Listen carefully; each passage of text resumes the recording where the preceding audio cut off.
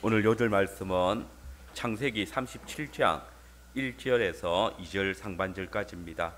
제가 다시 한번 봉독해 드리겠습니다. 야곱이 가나안 땅 곧 그의 아버지가 거류하던 땅에 거주하였으니 야곱의 족보는 이러하니라. 아멘. 이 창세기 말씀에 관심을 많이 가지신 분들은 알겠지만 사실 이 창세기는 10개의 토레도트라는 그 단어로 연결되어 있습니다. 이 토레도트라는 단어는 우리 성경에는 내력, 계보, 족보, 예전에는 대략이라고도 번역하기도 하고 또 약전으로 번역하기도 했습니다. 이 계보 혹은 족보는 계보의 주인공에 대해서 이렇게 서술하는 것이 아닙니다.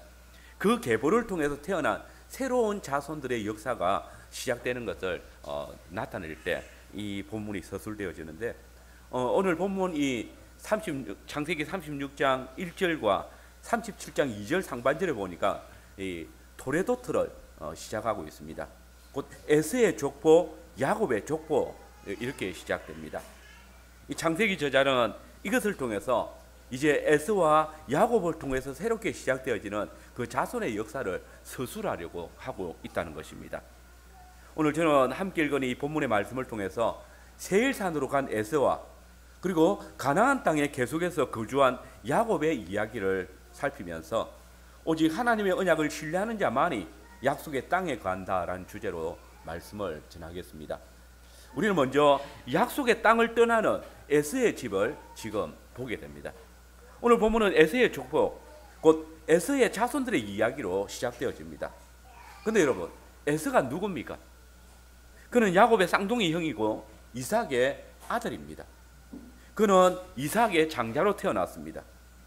그러나 그는 이 태중에 있을 때에 서로 다투는 것을 인해서 어머니 리브가가 야훼 하나님께 그 까닭을 물었고, 그때 하나님께서는 리브가에게 말씀하시기를 두 국민이 내 태중에 있구나.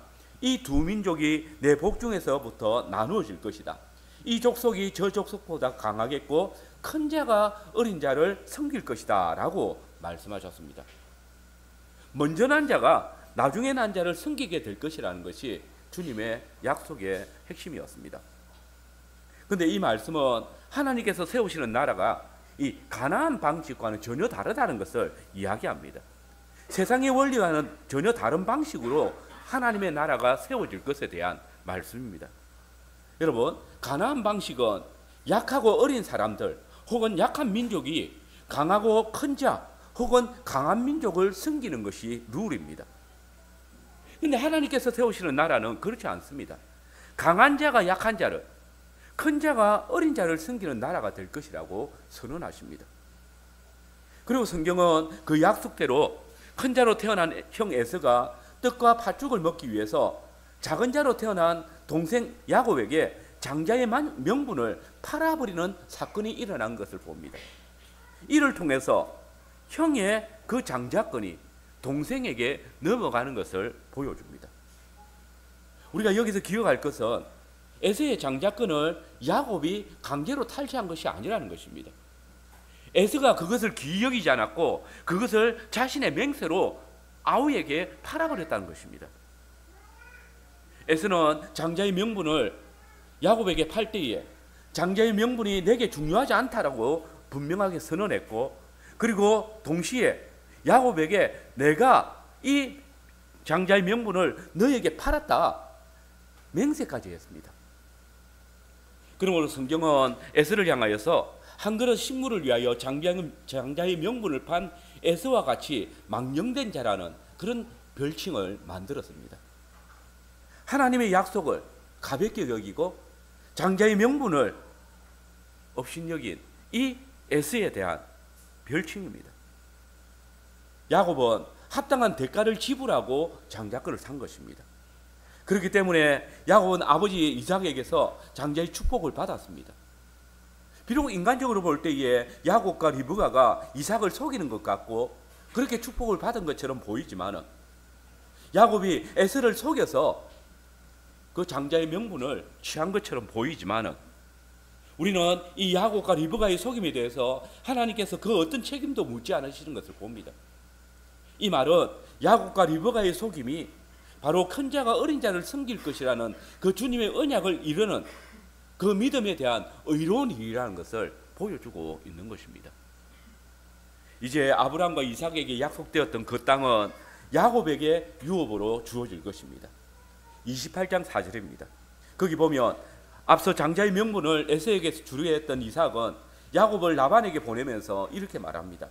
아브라함에게 허락하신 복을 내게 주시되 너와 함께 네 자손에게도 주사 하나님이 아브라함에게 주신 땅 곧 네가 그리워하는 땅을 네가 차지하게 하시기를 원하노라. 이삭은 하나님께서 이제 이 야곱을 통해서 그 아버지 아브라함에게 허락하신 언약의 복을 이어갈 것이라고, 이 약속의 땅을 유업으로 받는 자는 에서가 아니라 야곱 너라고 공고한 것입니다. 이제 야곱은 에서의 주인이 되었습니다. 큰 자인 에서가 어린 자인 야곱의 종이 되었습니다. 이제 에서는 야곱을 통해서 곡식과 포도주를 공급받아야 합니다. 이삭은 이 사실을 야곱이 자신의 눈을 속여서 축복을 받고 나간 후에 에서가 다시 들어왔을 때에 에서를 위해서 복을 빌면서 분명하게 선언을 했습니다. 27장 37절입니다. 27장 37절 우리 같이 한번 읽어보겠습니다. 창세기 27장 37절 같이 읽겠습니다. 이삭이 에서에게 대답하여 이르되 내가 그에게 종으로 주었으며 곡식과 포도주를 그에게 주시 내 아들아 내가 내게 무엇을 할 수 있으랴? 내가 그를 너의 주로 세웠다. 그의 모든 형제를 내가 그에게 종으로 주었다. 너는 그에게서 곡식과 포도주를 취하여야 한다. 하나님께서는 에서가 한 그릇 죽과 그 떡을 탐할 때에 그에게서 그가 귀히 여기는 떡과 죽을 주시고 그가 천히 여기는 그 장자의 명분은 야곱에게 빼앗아 주셨습니다. 그리고 그가 맹세하며 원했던 대로 계속해서 야곱을 주인으로 이제 야곱이 주는 떡과 포도주로 너는 살아가라 말씀하십니다. 그러므로 이제 에서가 아브라함의 자손으로 계속해서 하나님의 언약의 복을 받아 누리기를 원한다면 그 유일한 길은 그의 동생 야곱의 종이 되어서 야곱과 함께 그 땅에 거하는 것뿐입니다.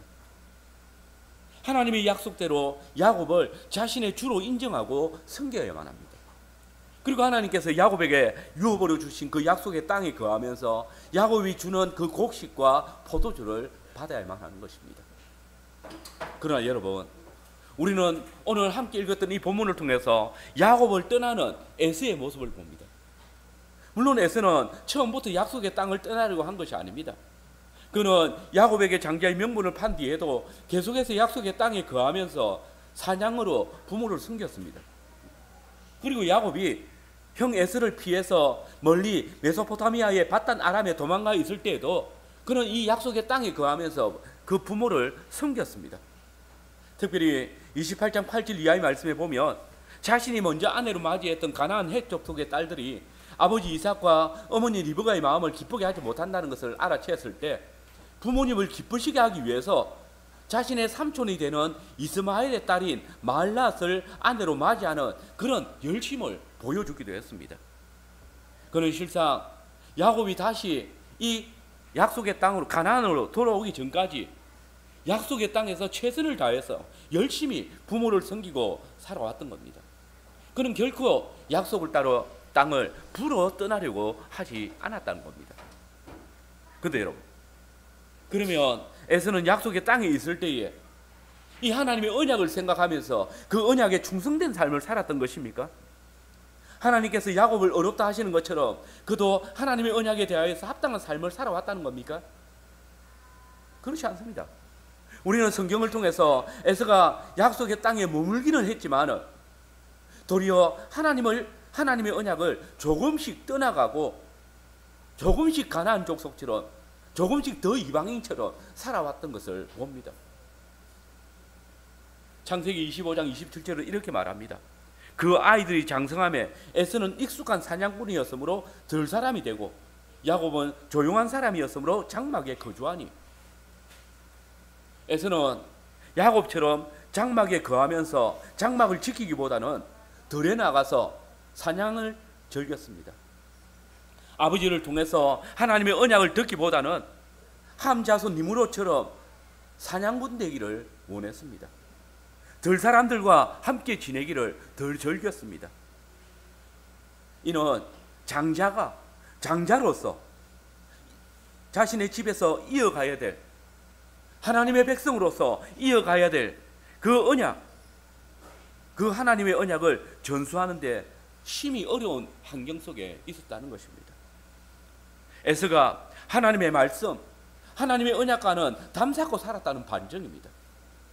그리고 바로 그 직후에 그가 언약의 상속권을, 이 장자권을 경홀히 여기는 장면이 나오는 것입니다. 그는 하나님의 언약의 특권이 새겨져 있는 장자권을 야곱에게 팥죽 한 그릇에 떡 한 조각에 팔아버렸습니다.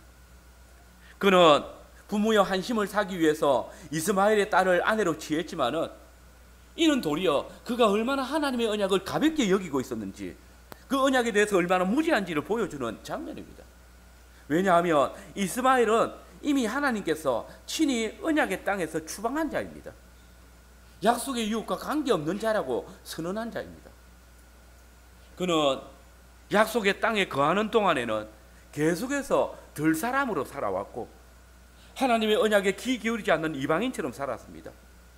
그는 하나님의 입에서 나오는 양식, 곧 생명의 말씀에는 관심이 없었고 덜짐승 고기들로 배를 채우며 살 것이라고 노래하고 있었던 것입니다. 그렇습니다.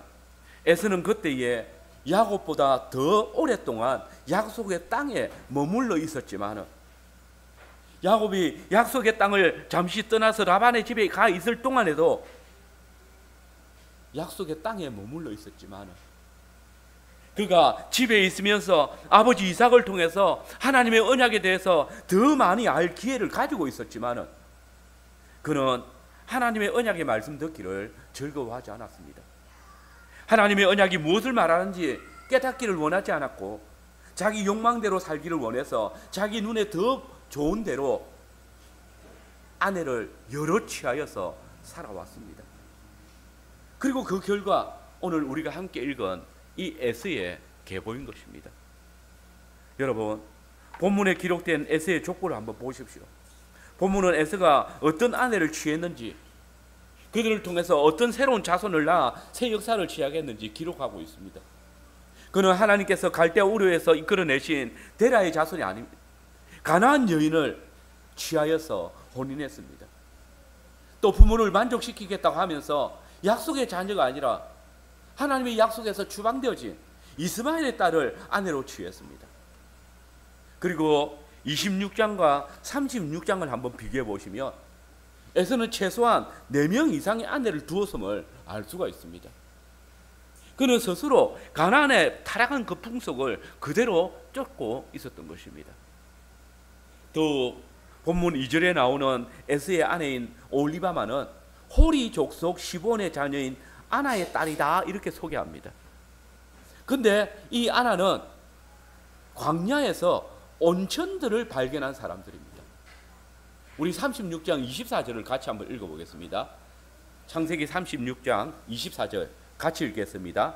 시본의 자녀는 아야와 아나며 이 아나는 그 아버지 시본의, 여러분, 이게 단순한 증거가 아닙니다. 우리가 함께 읽지는 않았지만 본문 20절에서 30절의 내용에 보면 지금까지 에서의 족보가 쭉 나오다가 갑자기 호리 족속 중에 세일 자손의 족보가 나옵니다. 여러분, 호리 족속이면 본문 2절에 히위 족속의 다른 이름입니다. 그런데 이 히위 족속은 가나안 족속입니다. 아니, 근데 성경에 갑자기 에서의 족보를 말하다가 가나안 족속 중에 하나인 호리 족속의 세일의 가문 이야기가 나옵니다. 이상하지 않습니까? 호리 족속 세일의 가문이 에서의 아내 올리바마의 집안이고 오홀리바마는 에스의 여러 아내 중에 한 명뿐입니다. 한 명일 뿐입니다. 근데 굳이 이렇게 성경에서 가나안 족속의 족보까지 기록할 만한 이유가 있을까요? 근데 여러분, 이 세일의 가문의 족보가 이 에스 이야기 중간에 나오는 것은 에스가 이 오홀리바마의 결혼을 통해서 엄청난 변화가 있었음을 이야기하는 것입니다. 정확하게는 큰 경제적인 이득을 취하였음을 암시하고 있습니다. 여러분, 이 오홀리바마의 아비 아나가 발견한 온천을 인해서 호리 족속 세일 자손이 풍요로운 종족이 되었고, 에스는 이 호리 족속의 여인, 그것도 이 온천을 발견한 아나의 딸 오홀리바마를 자기 아내로 취함으로 그것 또한 소유와 풍부해졌음을 암시해주고 있습니다. 그래서 오늘 본문 7절에 보니까 두 사람의 소유가 풍부하여 함께 거할 수 없게 되었고, 이것 때문에 야곱은 약속의 땅을 떠나서 세일산으로 들어갔다라고 말하는 것입니다. 그리고 그때 에스의 하나님의 언약에 대한 중심이 드러나는 겁니다. 그것이 무엇입니까? 에스는 이 결혼을 통해서 그의 소유가 풍부하게 되어졌을 때에 약속의 땅을 떠났습니다. 멀리 아내 오홀리바마의 집이 있는 세일산으로 떠나갔습니다. 여러분, 이 세일산이 어딜까요? 요단 동편 아카바만 바로 위에 위치한 붉은 바위산입니다. 여러분들이 아마 잘 아실 것입니다. 페트라라는 유명한 관광지입니다. 한마디로 에스가 아버지 이삭의 집을 떠났다는 것입니다. 하나님께서 자신의 조상 아브람과 이삭에게 약속한 땅을 그는 떠나버렸습니다. 왜 떠났습니까? 그 안에 오홀리바마에 통하여서 그 재산이 풍요하여졌을 때에 그는 그 재산을 쫓아 약속의 땅을 떠났습니다. 이는 하나님의 언약, 곧 큰 자로서 어린 자 동생 야곱을 주인으로 섬기는 것을 거부한 것이고, 야곱에게 속하기를 거부한 것이고, 그 주인의 장막을 떠나는 죄를 범한 것입니다. 그는 분명히 약속의 땅에 거하였지만은 약속의 땅에 거하면서도 하나님의 언약의 말씀에 대해서 무지했습니다. 그 말씀을 거부하고 자신의 욕망을 따라 가나안의 풍속을 쫓아 행하였습니다. 그의 믿음의 없음이 드러난 것입니다. 그리고 종국 하나님의 언약을 멸시하고 세상의 부와 평안을 쫓아 약속의 땅을 떠나감으로써 하나님의 언약 백성이 되기를 거부한 것입니다. 이에 에서 곧 에돔이 세일산에 거주하니라. 여러분, 에서는 약속의 땅에 거하기를 거부했습니다. 그 땅은 하나님께서 아브라함과 이삭에게 주리라 약속한 땅이었지만 그들은 그 땅에서 나그네로 지내야만 했기 때문이었습니다. 그의 눈으로 볼 때에 하나님께서 그의 아버지와 또 할아버지에게 주신 그 약속은 보이지 않습니다. 그리고 그 땅은 이미 가나안 족속들이 차지하고 있습니다. 그가 볼 때에 이 사나운 가나안 족속들 사이에 보이지도 않는 그 하나님의 약속을 붙들고 그 땅을 주실 때까지 살아간다는 것, 정말 어리석은 일이었습니다. 확실하게 주어지지도 않은 그 땅을 조상 아브라함이나 이삭처럼 언젠간 주실 거야 라고 생각하면서 그걸 믿고 그 땅에 나그네로 살아가는 것, 정말 미련한 그런 삶처럼 보여졌던 것입니다. 에서는 약속의 땅에서 보이지 않는 그 약속만 바라보고 살아가는 어리석은 나그네가 되기를 거부했습니다. 어느 한 땅의 주인 되기를 원했습니다. 그래서 부와 안전을 보장해 주는 땅으로, 부유한 그의 아내의 땅으로 떠났습니다. 그 땅에서는 그 땅의 종족과 섞여 살면서 그 땅의 주인이 되었습니다. 우리 9절 말씀 같이 한번 읽겠습니다.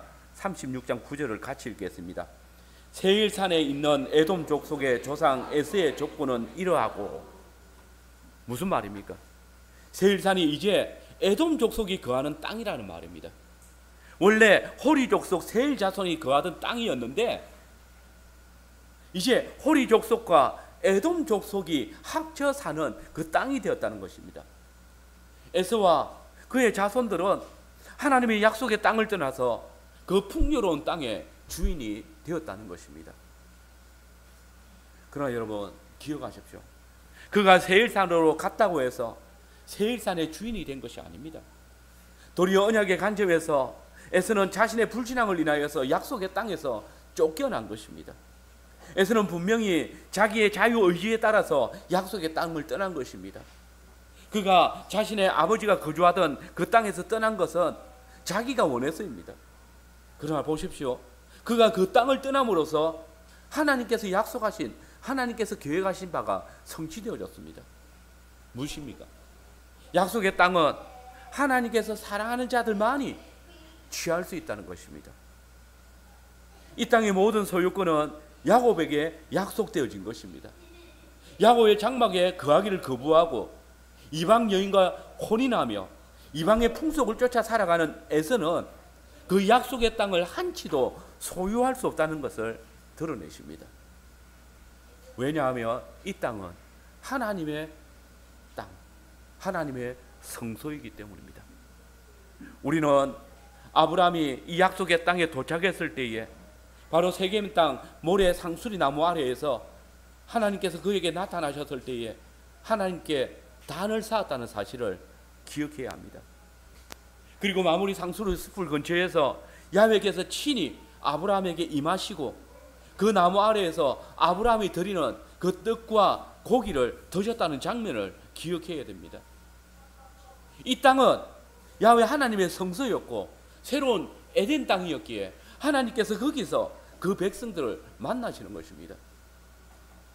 에스가 그 아브라함의 일을 기억했다면, 하나님께서 아버지 이삭에게 나타났던 그 사실을 기억했다면, 이 하나님의 언약을 기억하고 있었다면 야곱에게서 밭죽과 떡을 받을 때에 야곱이 자신에게 떡과 포도주를 주는 자임을 깨달았을 것입니다. 아버지 이삭이 말한 대로 장자의 명분을 판 자신이 이 하나님의 성산에서 살아갈 방법은 어린 자 야곱의 종이 되어지고 야곱을 주인으로 섬겨야 된다는 사실을 인정해야 했습니다.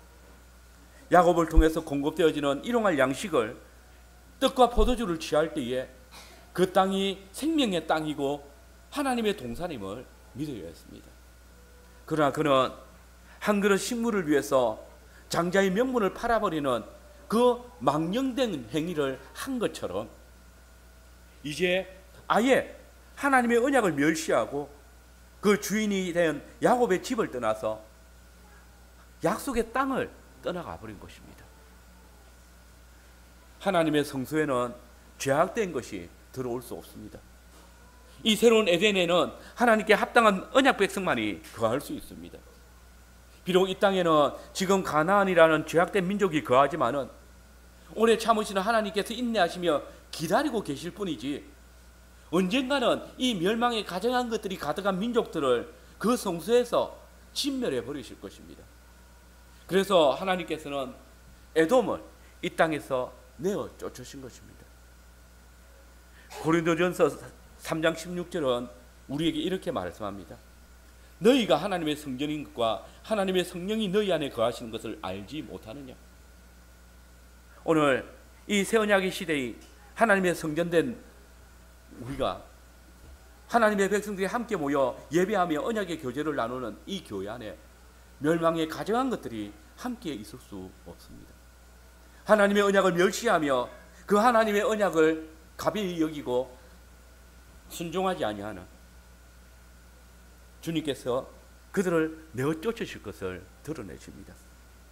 오늘 교회 안에 주께서 피 흘려 세우신 이 하나님의 성소에 합당하지 않는 자들이 있을 수 있습니다. 에서와 같이 망령된 길로 행하고 여전히 탐욕으로 살던 옛사람의 길로 행하는 자들이 있을 수 있습니다.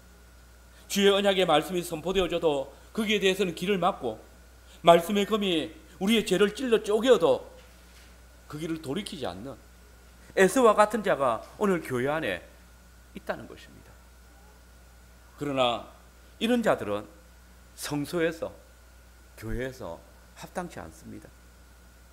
교회는 다니지만은 말씀을 분별하지 못하고 세속의 가치도 중요하다며 아무런 끄리낌 없이 그 세속의 가치를 따라서 살아가는 사람들, 자녀를 말씀으로 양육하는 것은 뒷전이면서 세상의 지식으로 가르치고 세상이 말하는 성공을 추구하도록 인도하는 부모들, 몸은 교회에 적을 두고 있지만은 세상의 가치를 따라 살아가면서 세상에서 좀 더 떵떵거리며 살아가기를 원하는, 재물을 모으기에 혈안이 되어져 있는 자들, 언약 공동체의 다른 지체들의 형편을 돌아보지 않으면서 자신의 부를 누리기에 바쁜 자들, 그러면서도 늘 입으로는 하나님을 섬긴다고 말하는 자들, 그들은 그 길을 돌이켜야 합니다. 하나님께서 회개할 기회를 거두시기 전에 돌이켜야 합니다.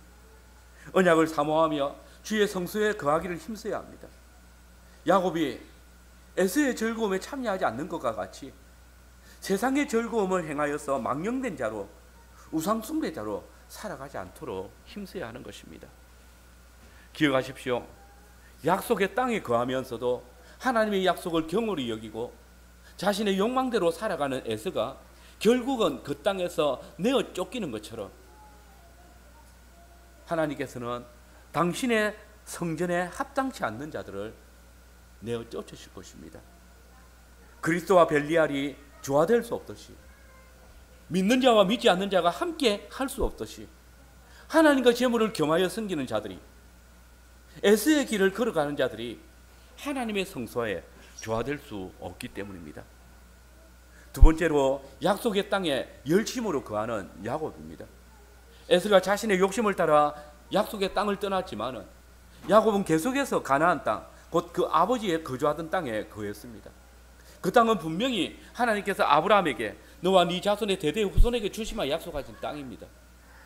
그리고 우리는 성경 역사를 통해서 이 땅이 실제로 아브라함과 이삭과 야곱의 후손에게 주어졌음을 봅니다.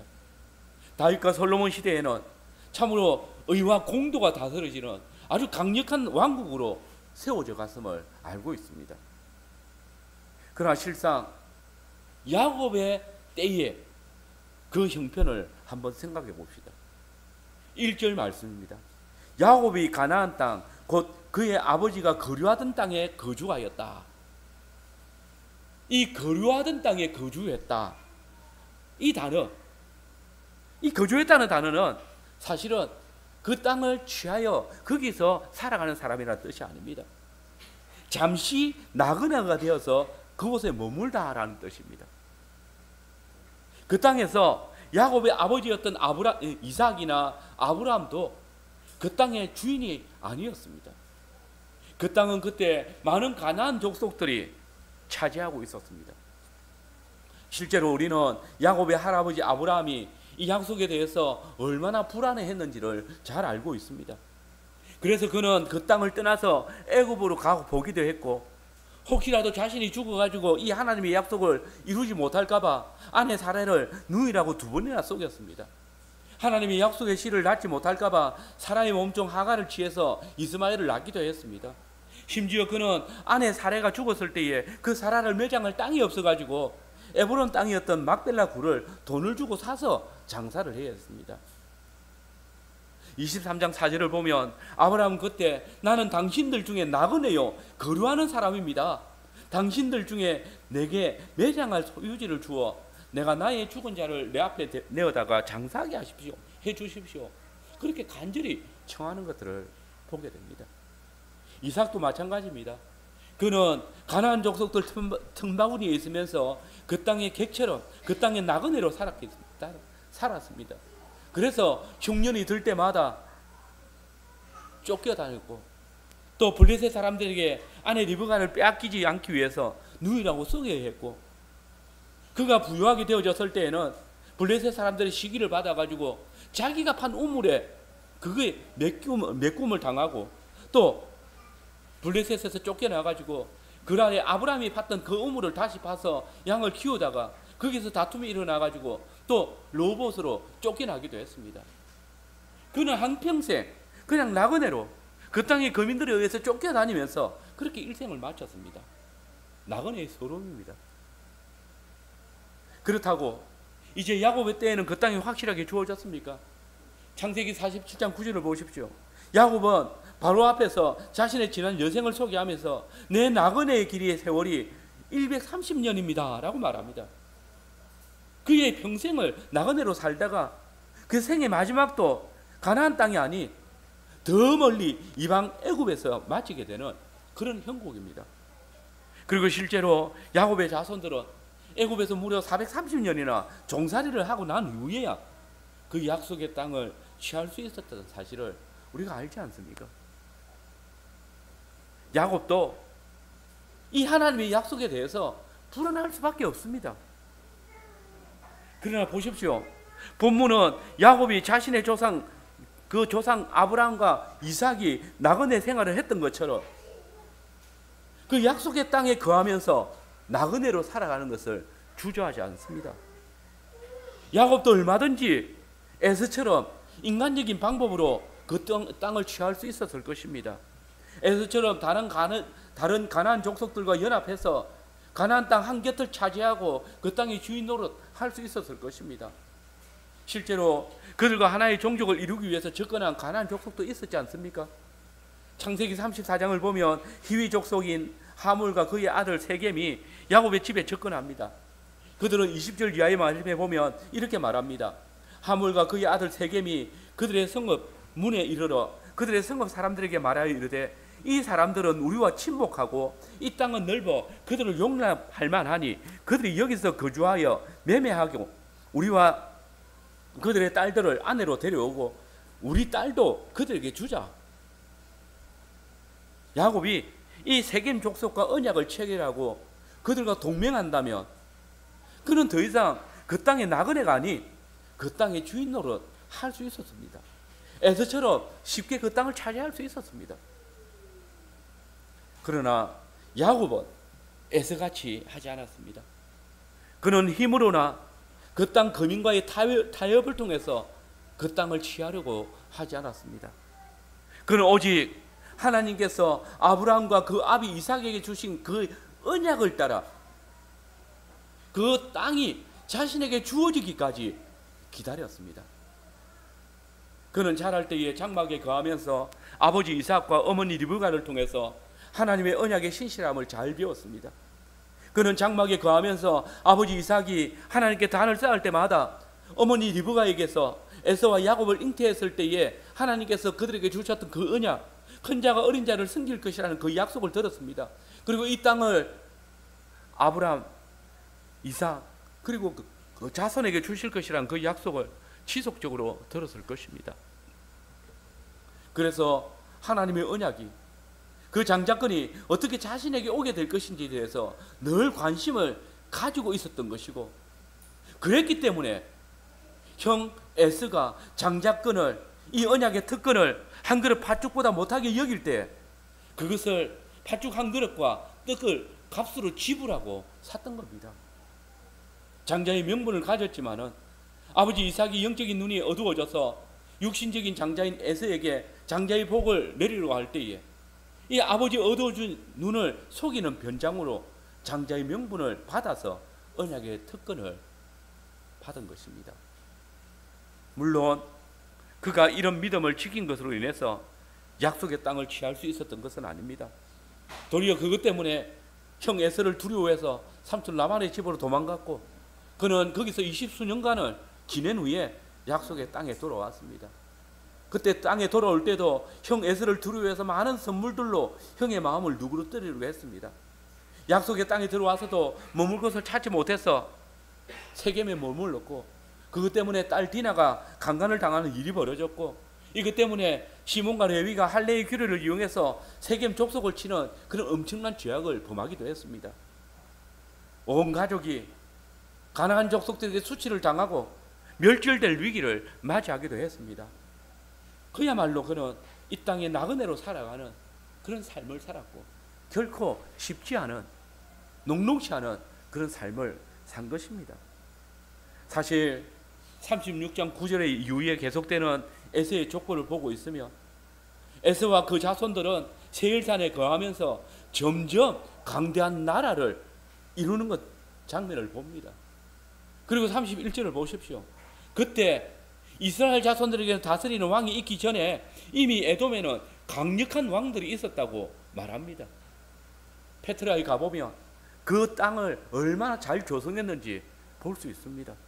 얼마나 강력한 나라였는지 그 돌산을 다 꾸며서 왕궁을 만들고 신전을 만들고 거기에 무덤을 만들고 거처를 만들었습니다. 에서의 자손들은 약속의 땅에서 떠나가지고 강력한 나라를 건설했던 겁니다. 만약 야곱이 이 에서와 같은 길을 선택했다면 그 역시 에서와 같이 강한 나라를 이루지 않았겠습니까? 그러나 야곱의 선택은 무엇입니까? 본문은 그때 이 야곱이 에서와는 달리 그 땅에 나그네로 거주했다라고 끝맺고 있습니다. 그는 주인이 아닌 나그네로서 그 약속의 땅에 거했던 것입니다. 이것이 야곱의 믿음입니다. 에서와 달리 하나님의 약속을 믿었기 때문에 그 땅에 나그네로 살아가지만 여전히 하나님께서 그 땅을 주시기까지 기다리는 믿음, 이것이 야곱입니다. 그리고 히브리서 기자는 이렇게 약속의 땅에서 평생 나그네로 거한 아브라함과 이삭과 야곱에 대해서 선언합니다. 이 사람들은 다 믿음을 따라 죽었으며 약속을 받지 못하였으되 그것들을 멀리서 보고 환영하며 또 땅에서는 외국인과 나그네임을 정언하였으니 그들이 이같이 말하는 것은 자기들이 본향 찾는 자임을 나타내리라. 그렇습니다. 야곱은 작은 자가 장자의 명분을 취할 것이라는 그 약속을 믿음으로 그 언약을 얻기까지 믿음의 전투를 벌였습니다. 그는 그 땅을 취할 것이라는 그 약속의 성취를 자신의 삶 속에서 보지 못했지만 그 약속을 이루실 그 하나님을 의뢰하면서 그 땅에서 나그네로서 전투적인 삶을 살아가기를 두려워하지 않았습니다. 그래서 그는 애굽에서 죽을 때에도 자신의 시신을 가나안 땅 막벨라 굴에 장사하게 함으로써 자기 자녀들로 하여금 하나님의 약속을 굳게 붙들고 그 약속의 땅을 소망하면서 이 애굽에서 살아라고 유언했던 것입니다. 하나님께서는 당신의 언약을 신뢰하며 순종하는 바로 이 야곱으로 하여금 그 언약의 땅을 취하게 하시는 것입니다. 하나님께서 2000여 년 전 새 언약의 성전을 이 땅 가운데 보내주셨습니다. 이 땅에 육신을 입으시고 오신 하나님의 독생하신 아들은 유일한 참 하나님의 성전입니다. 너희가 이 성전을 헐라 내가 사흘 동안에 일으키랴. 그러나 예수는 성전 내 자기 육체를 가리켜 말씀하신 것이라. 옛 성전을 허무신 새 성전 예수님께서는 이제 그리스도 안에 거하는 신약 교회로 하여금 새로운 성전으로 세우셨습니다. 우리는 바로 이 온전한 새 성전에 거하는 자들입니다. 그러나 이 온전한 새 성전도 때로는 연약해 보일 수 있습니다. 에서의 자손들이 강성한 나라를 건설해 나갈 때에 야곱은 나그네로 지냈던 것처럼 신약 교회 역시 세속의 부유함과 강성함에 비하면 너무나 초라해 보일 수도 있을 것입니다. 세상의 가치를 그것이 신선하다, 시대에 어울린다는 명목으로 교회 안에 받아들이고 또 그것에 따라 실제로 성장해가고 강성해가는 그런 교회들을 볼 때마다 바른 말씀 위에 주께서 제정하신 성례를 베풀고 형제를 돌아보며 구제하고 건증을 통해서 그리스도의 그 정결한 신부로 살아가는 것, 이건 강성한 교회를, 부유한 교회를 세울 수 없구나. 그래서 이런 교회들은 별로 보잘것없이 보여질 때도 있을 것입니다. 그러나 여러분, 우리는 오늘 말씀을 통해서 언약의 말씀을 경홀히 여기며 순종치 않고 자신의 재물을 더 사랑하며 이방의 풍속을 쫓아간 에서의 결국을 압니다. 부유하고 강성해지는 것만이 삶의 유일한 원리라고 주장했던 에서의 종국을 알고 있습니다. 그는 약속의 땅에서 추방되었고 하나님의 언약의 유업을 누리지 못했습니다. 새 언약의 교회에서도 에서의 길을 따라 조금씩 세상과 타협하는 그런 교회들이 있습니다. 요한계시록 2장 4절 5절 말씀해 보면 예수님께서는 첫사랑을 버린 에베소 교회에게 이렇게 경고하셨습니다. 그러나 너를 책망할 것이 있나니 너의 처음 사랑을 버렸느니라. 그러므로 어디서 떨어졌는지 생각하고 회개하여 처음 행위를 가지라. 만일 그리하지 아니하고 회개하지 아니하면 내가 내게 가서 네 촛대를 그 자리에서 옮기리라. 하나님에 대한 처음 사랑을 버리고 다른 것들을 사랑하기 시작한 이 에베소 교회가 첫사랑으로 돌이키지 않는다면 그리스도께서는 그 촛대를 옮겨 버리실 것입니다. 약속의 땅에서 내어 쫓으실 것입니다. 에베소 교회는 성령님이 떠나버린 빈 껍데기 성전이 될 것입니다. 반면 3장 8절에서 빌라델비아 교회에게 그리스도께서는 이렇게 말씀하십니다.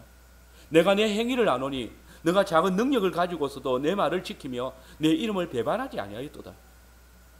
빌라델비아 교회는 비록 외부적으로 볼 때에 매우 연약해 보였지만 그들이 그 말씀을 기억하며 그 말씀을 떠나지 아니했습니다.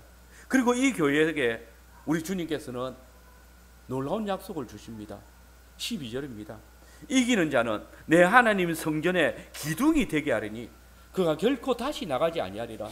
내가 하나님의 이름과 하나님의 성 곧 하늘에서 내 하나님께로 내려오는 새 예루살렘의 이름과 나의 새 이름을 그의 위에 새기라.